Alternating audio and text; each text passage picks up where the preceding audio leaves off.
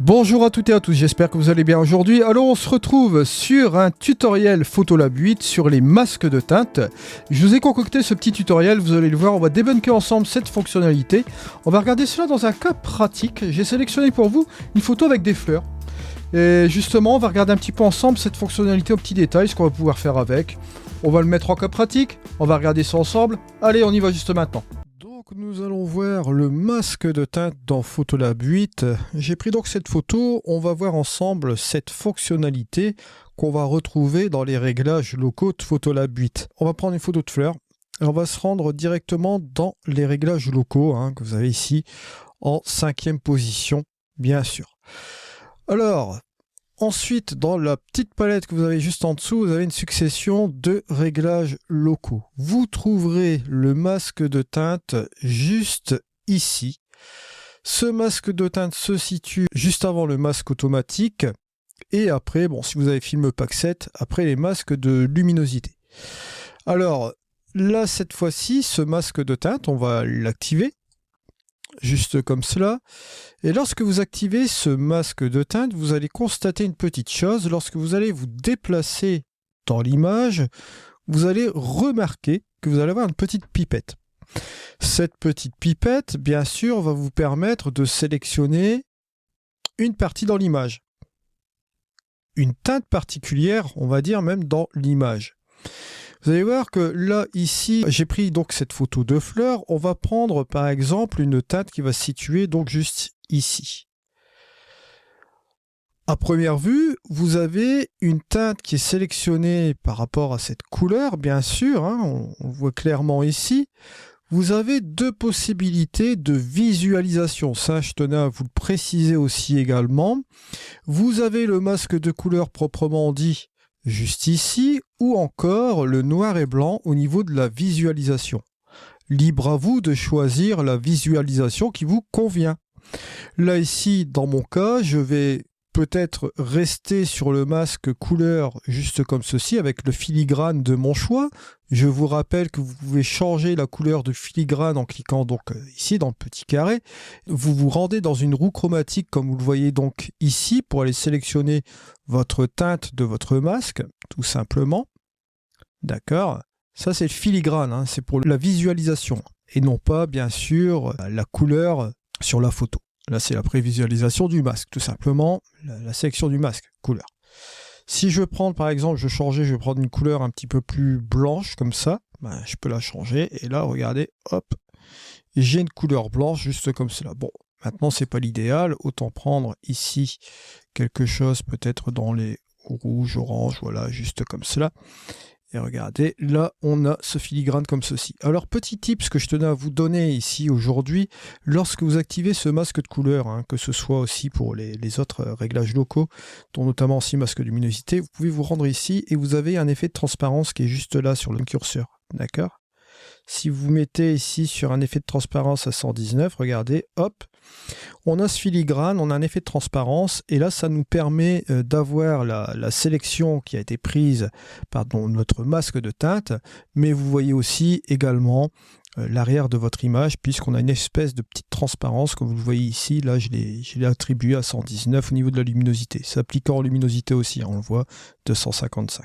Alors une fois qu'on a sélectionné ce truc-là, on va rester comme ceci. Vous avez donc le masque de teinte qui est attribué. À partir de ce moment-là, vous avez plusieurs possibilités. Vous allez voir ici.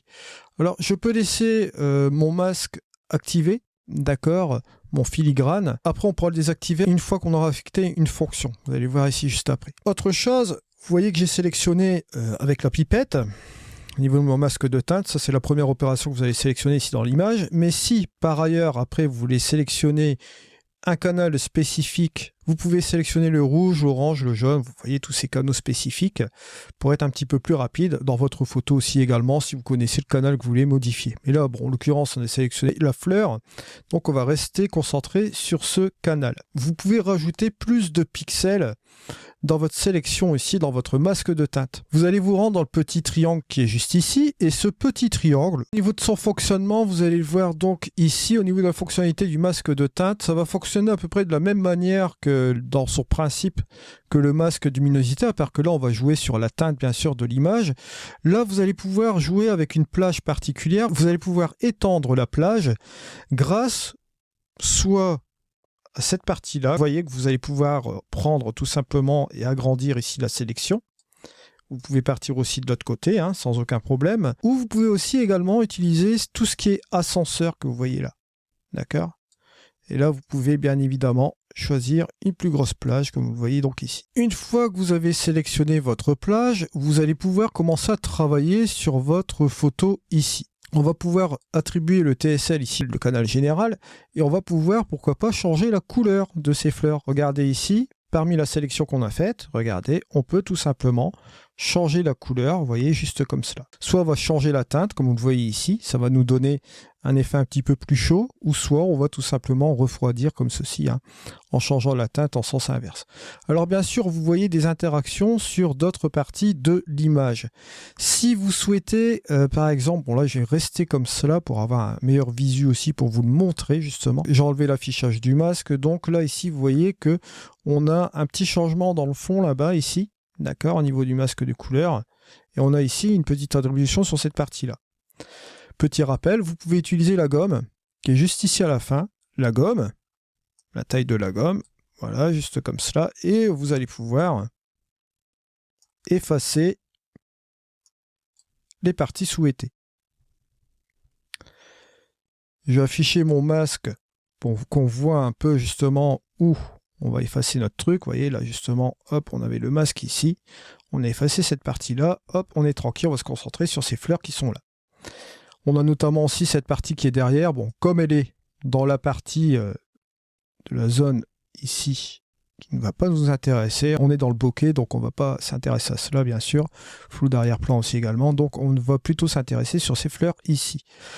Donc, je vais enlever l'affichage de ce masque-là, et là, je vais me concentrer sur cette photo. Alors, que vais-je pouvoir faire? Regardez, là, ici, comme je vous l'ai montré tout à l'heure, je vais pouvoir, pourquoi pas, accentuer un peu le changement de couleur et ramener quelque chose, regardez, une couleur un petit peu plus agréable ici. Vous voyez, par rapport à avant, si je fais la petite différence, je vais aller dans le mode comparé. Regardez, avant le réglage local, avant le masque de teinte, et après. Vous voyez que c'est plus valorisant comme cela, pourquoi pas, en changeant la petite teinte. Ça nous donne une belle perspective aussi également pour embellir l'image. La seconde chose que je peux faire aussi, regardez, je vais sélectionner ici le Clearview Plus. Je vais rajouter un petit peu d'intensité sur le Clearview Plus pour rajouter un petit peu plus de densité ici, un petit peu dans ma fleur. Au niveau de la présence, vous voyez, ça rajoute plus ou moins un contraste assez avancé et contrôlé, puisque bon, le Clearview Plus, vous le savez déjà, c'est pour enlever le voile atmosphérique, mais bon, dans ce cas-ci, par exemple, il peut être très pratique aussi également pour amener de la présence sur cette fleur. Alors, il est toujours possible aussi de jouer sur d'autres choses comme les tonalités sélectives, l'exposition, etc. Mais là, je trouve que, regardez, avec un petit ajustement concernant le TSL et le Clearview Plus, si vous faites la différence, regardez, c'est un sacré changement et ça rapporte quelque chose de pas mal. Je donne cet exemple de fleurs pour vraiment rentrer un peu dans le détail de cette fonctionnalité pour qu'on voit ensemble avec précision ce qu'on va pouvoir faire avec ces curseurs. Vous vous doutez bien que dans d'autres scénarios comme le paysage, comme on le fait aussi souvent sur la chaîne, on va pouvoir sélectionner plusieurs masques de teinte comme ceci et travailler avec précision selon ce que l'on veut faire avec les réglages locaux. Bien évidemment, je peux aussi toujours jouer avec ma saturation et ma vibrance. Regardez, on va toujours ici monter cette saturation. Regardez, là, ça va encore jouer encore davantage ici sur ma fleur. Je peux rajouter un peu de vibrance, juste comme cela. Regardez la différence. Hop, c'est significatif. Et je peux même, si je le souhaite, aller dans un canal, c'est-à-dire plus ou moins violine, un peu dans la sélection ici de mon TSL. Et je peux aussi également jouer avec la luminance.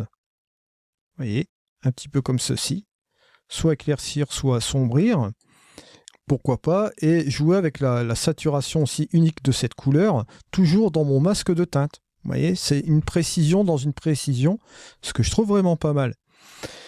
Là, on peut reprendre même le dernier canal où on va trouver forcément des informations rectifiées. Si je tiens aussi également à booster la saturation, regardez, je peux encore améliorer encore cette couleur. Et je peux même jouer encore avec la luminance ici, regardez, soit hop, éclaircir soit assombrir. Là, dans ce cas-ci, regardez, pour rattraper encore un peu plus de détails, on pourrait s'amuser à assombrir un peu la luminance dans ce masque de teinte.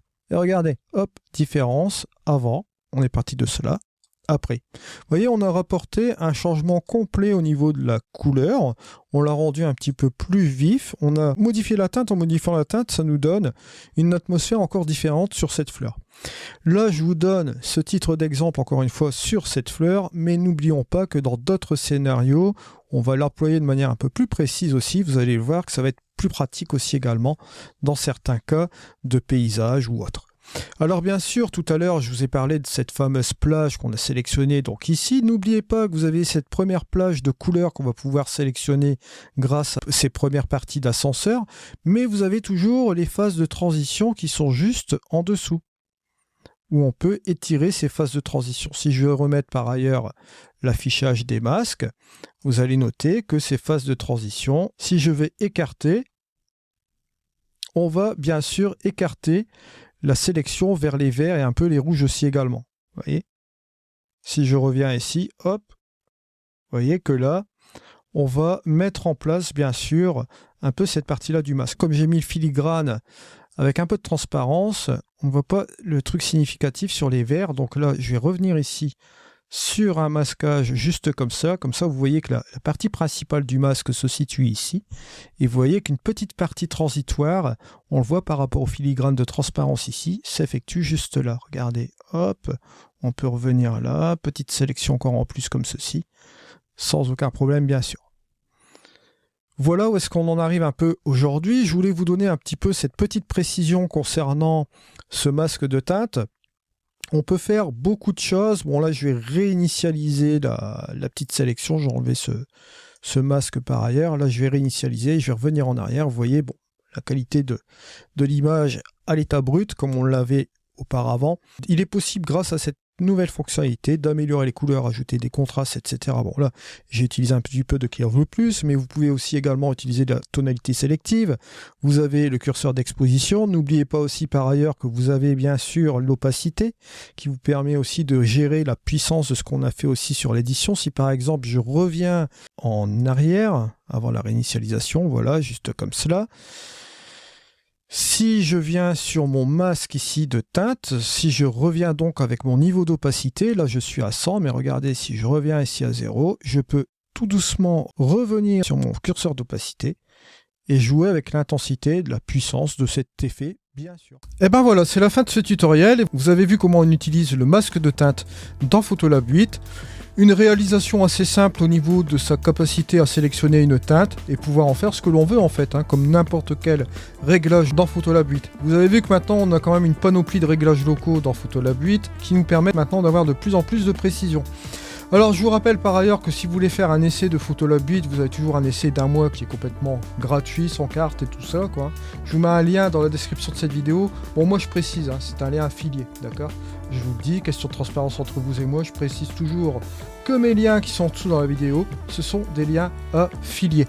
Alors bien sûr, vous avez aussi également la possibilité de profiter des offres DxO. Je vous mets tout cela dans la description de cette vidéo. Nous, dans tous les cas, on se retrouve dans des prochaines vidéos, dans des prochains tutos aussi également. Je voulais prendre une petite avance aussi sur Photolab 8. Vous avez vu que la dernière fois, on avait traité de la courbe Luma, on avait traité de cette fameuse courbe en règle générale, on avait revu un petit peu les attributs, on avait vu ensemble le relationnel avec la tonalité sélective, et là, on va continuer de plus belle les tutoriels. Mon objectif, de toute façon, c'est que vous soyez quand même opérationnel avec ces nouvelles fonctionnalités pour que vous voyez un petit peu l'utilité de ceci, afin de vous faciliter la vie dans Photolab 8. Dans tous les cas, je vous dis à la prochaine. On se retrouve dans une prochaine vidéo. C'était Eddy. Allez, ciao!